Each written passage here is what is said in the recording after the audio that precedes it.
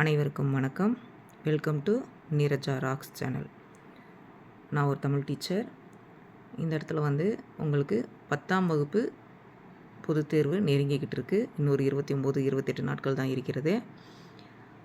இப்போ 10ஆம் வகுப்பு தமிழ் பாடத்திலிருந்து மிக மிக முக்கியமான வினாக்கள் அப்படின்னு சொல்லிட்டு சார்ட் அவுட் பண்ணி உங்களுக்கு இந்த ஒரு வீடியோவை அப்லோட் பண்ணுறேன்.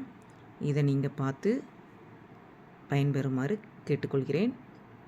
இதில் நான் ஒரு 12-13 கொஸ்டின் ஃபுல் போர்ஷன் அனலைஸ் பண்ணி அதிலிருந்து உங்களுக்கு சார்ட் அவுட் பண்ணி நான் கொடுத்துருக்கேன்.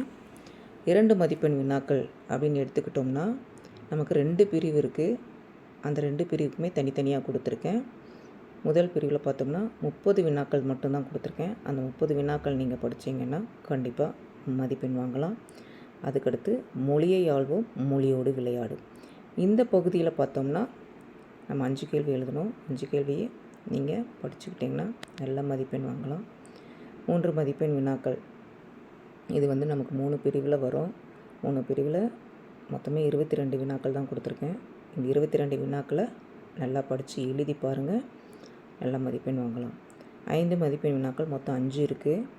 5மே ஃபஸ்ட்டு 2 கொஸ்டின் எய்தரார் கேட்பாங்க. அப்போ ஃபஸ்ட்டு 7 கொஸ்டின் கொடுத்துருக்கேன். 7ல் நீங்கள் படித்தீங்கன்னா ஒரு வினாவுக்கு பதில் எழுதலாம். அதே மாதிரி கடிதம் எய்தரார் தான் கேட்பாங்க. 4 கடிதம் தான் இருக்குது. இந்த 4 கடிதம் மட்டும் நீங்கள் படித்தீங்கன்னா கண்டிப்பாக 5 மதிப்பெண் வாங்குவதற்கு முடியும். நிற்க அதற்கு தக. இப்போ நிற்க அதற்கு தக பார்த்தோம்னா நமக்கு எய்தராரில் கேட்பாங்க.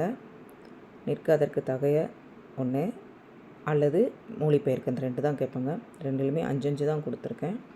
இதை நீங்கள் படிச்சுக்கோங்க. கவிதை பார்த்தோம்னா பிக்சர் கொடுத்து கவிதை எழுத சொல்லுவாங்க. இல்லை அப்படின்னா தொடர் அமைப்பு பண்ணுங்கன்னு சொல்லுவாங்க. கவிதை கேட்டாங்கன்னா 10லிருந்து 12 வரிகள் எழுதுங்க. அதுக்கு ஒரு தலைப்பு கொடுங்க. ஈஸியாக 5 மதிப்பெண் வாங்கலாம். அதே மாதிரி அடுத்து படிவம், மொத்தமே 4 படிவம்.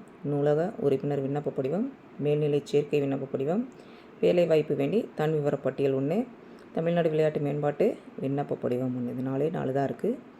4 தெளிவாக படிச்சுக்கிட்டிங்கன்னா ஈஸியாக நம்ம மார்க் வாங்கின மாதிரி தான் இருக்கும். சரியா?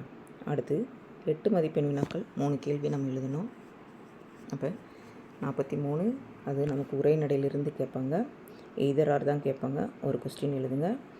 அது 4 கேள்வி தான் கொடுத்துருக்கேன். 4 கேள்வியை படித்தோம், ஒரு கேள்வி எழுதிடலாம்.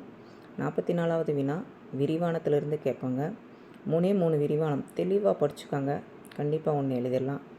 45வது வினா பொதுக்கட்டுரையிலேருந்து கேட்பாங்க. இது ஓன் கொஸ்டின் வர்றதுக்கும் வாய்ப்புகள் நிறையா இருக்குது. சான்றோர் வளர்த்த தமிழ், சாலை விதிகள், மதிப்புரை, ஏதாவது ஒரு நூலுக்கான மதிப்புரை கேட்பாங்க. இல்லாட்டி விண்வெளியும் கல்பனா சாவ்லா பற்றி கேட்பாங்க, ஸ்டீஃபன் ஹாக்கிங். இதிலிருந்து நம்ம இந்த 5 படித்தோம்னா ஏதாவது ஒன்று எழுதலாம். சப்போஸ் இது கூட இருந்து ஒரு ஓன் கொஸ்டின் கேட்கலாம்.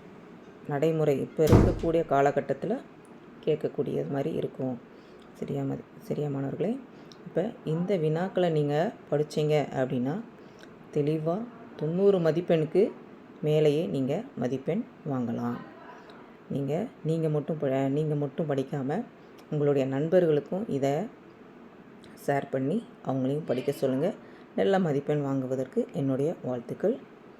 நன்றி.